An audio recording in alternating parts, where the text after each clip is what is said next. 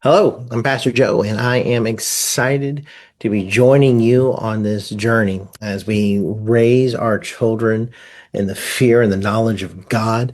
I'm excited about the study that we're going to be doing with your children. I hope you are too. We're going to be going through the Faith Builder Catechism together.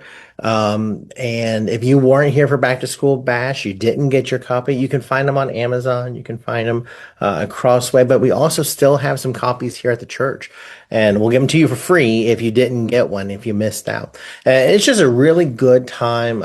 Again, to reiterate, it's like a book that's really set up in some very easy to digest kind of questions and answers. There's a short devotional each week. This is intended to be done weekly, not necessarily daily.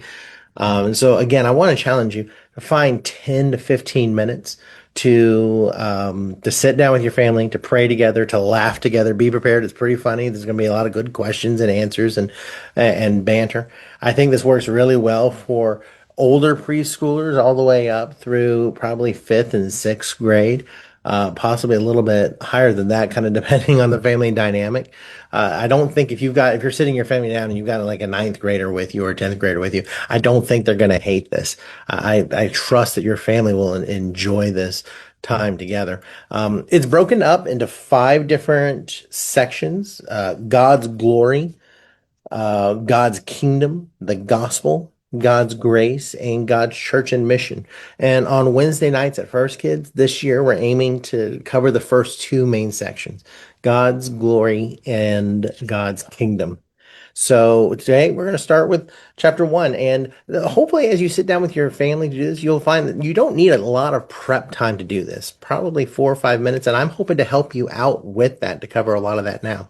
So the first question that we're going to cover this week, this Wednesday, which by the way, if your kids can say the question and answer, then they'll get extra entries into the weekly drawing. So that's something that they're going to enjoy. Get some goodies, right? Good for that. But the first week, the first question is, who made you and everything? And the answer is God made everything and me. And the memory verse, the kind of key in verse is Genesis 1:1. In the beginning, God created the heaven and the earth. And this really is the foundation of where we start, right? We start off by acknowledging that God is God and that we are not God. God made everything and me. Therefore, I have not made everything. I did not make myself. It's kind of the first crucial step in kids understanding the identity of who God is, that God is different than us. But he didn't just make everything, he also made me.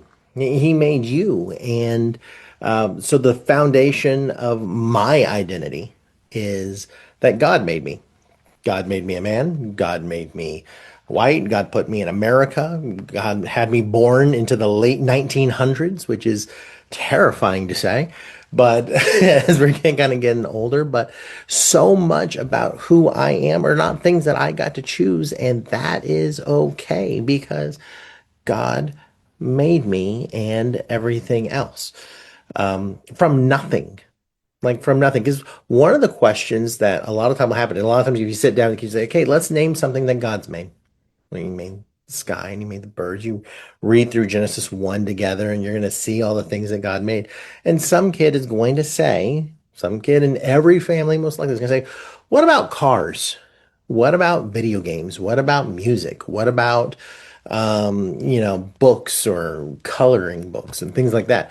What about those things? Did God make those? No, no, he didn't. We made those because we're made in his image, and so we like to do the kind of things that God did, and God's a creator. But when we make things, we have to use things that God already made. So God didn't make our computer, the computer that I'm recording this on, but he did make the chemicals and he made the minerals that were used to make the microchips that make my computer work. He didn't make, video games or batteries, but he did create electricity to work in a certain way. He might not write the songs that you hear on the radio, but he's the one who created music to work the way that it does. So that sound waves bounce into our ears and we receive it. He's the one who created, he might not have made your pizza, but he's the one who created the ingredients to taste that way whenever they're all put together. So, uh, who made you and everything? God made everything in me. And even the stuff that we create as secondary creations, we have to use the materials and the laws that God created to do it.